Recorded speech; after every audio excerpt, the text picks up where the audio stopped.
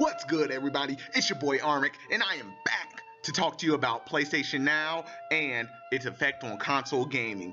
And if you like what you hear, give it a thumbs up. If you hate it, give it a thumbs down. Let me know how I did in the comments. Like, favorite, subscribe. Let's get into the video. So about a week ago, I talked about PlayStation Now and how it coming to the PC and how excited I was for it. And believe me, I still am. And it made me think a little bit about how much longer we'll really have consoles.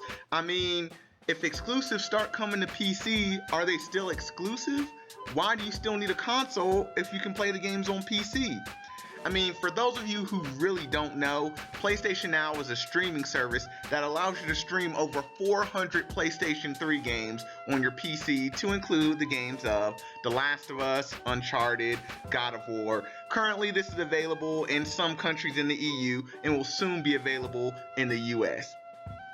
I think if this is a success, and I mean, by reading a couple of people's thoughts on it on the PC Master Race subreddit, I believe it will be. And if something like Halo 5's PC release blows it out of the water, this could lead to the end of the console era. I believe the two main competitors out there have a huge reason to be interested in the PC market and a huge reason to stop really building any new consoles. I mean, we can start with Microsoft. Last E3 or E3 ago, they were started off with talking about the Windows Store and how they'd be pushing games like Gears of War, Killer Instinct, Quantum Break, and Halo, and how we will be able to get these games on the Windows Store and play with our friends on Xbox Live and this cross multi-platform kind of thing going on here.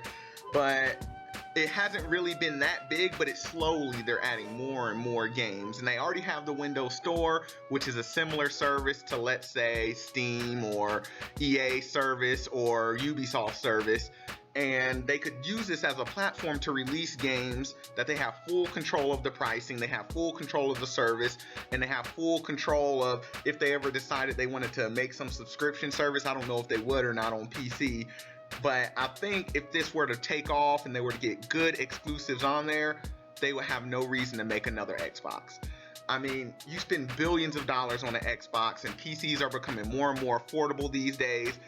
I don't know if it would really happen, but I could definitely see it happening, because currently these new systems have barely been out and they already can't keep up with the computers and the graphics cards and the CPUs that are coming out right now. It's hard to keep games at 60 frames per second these days on current consoles, and then it's going to be crazy when people want 1440p on these consoles.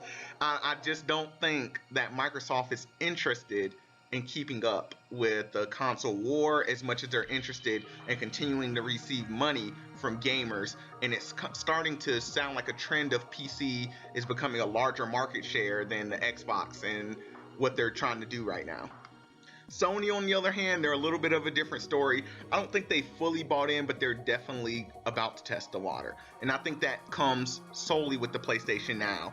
And with PlayStation Now, they're releasing some PS3 games, about 400 plus of them onto the PC market. So PC players are going to get to taste things like The Last of Us, Uncharted, and God of War.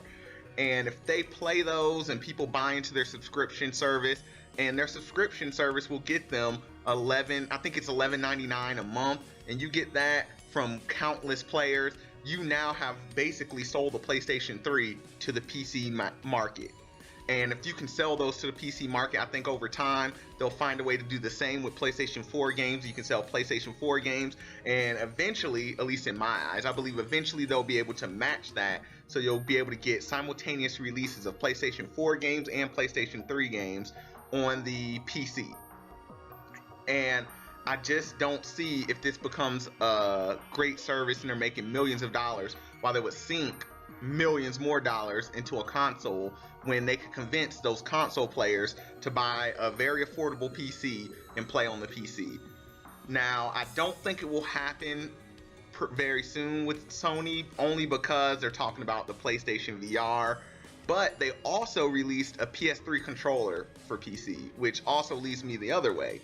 Because I know you can plug your Xbox controller in and you can play with that, but Sony just released their USB dongle, and you can plug a USB dongle to your computer and use a PlayStation 3 controller, and it uses all the functionalities. And if you go on Steam with this, a lot of the games that are Sony primarily made, like, or even The Witcher, for example, it works perfectly with this controller and even uses all of the touch functionality. Now, everything I said here could be up for debate, and none of it is hardcore. I'm just guessing based on the things that I'm seeing, and I'm just making this video to let you guys know how I feel, and maybe we can spark a conversation. If you have any opinions, drop a comment below. Of course, leave a like and dislike to let me know how you feel about the video. I'll try and once I get home, I'm traveling right now, but once I get home, I'll have a better mic set up and we can much more videos on a more consistent rate. Thank you for dealing with me. Holla at your boy. I love you guys. Peace.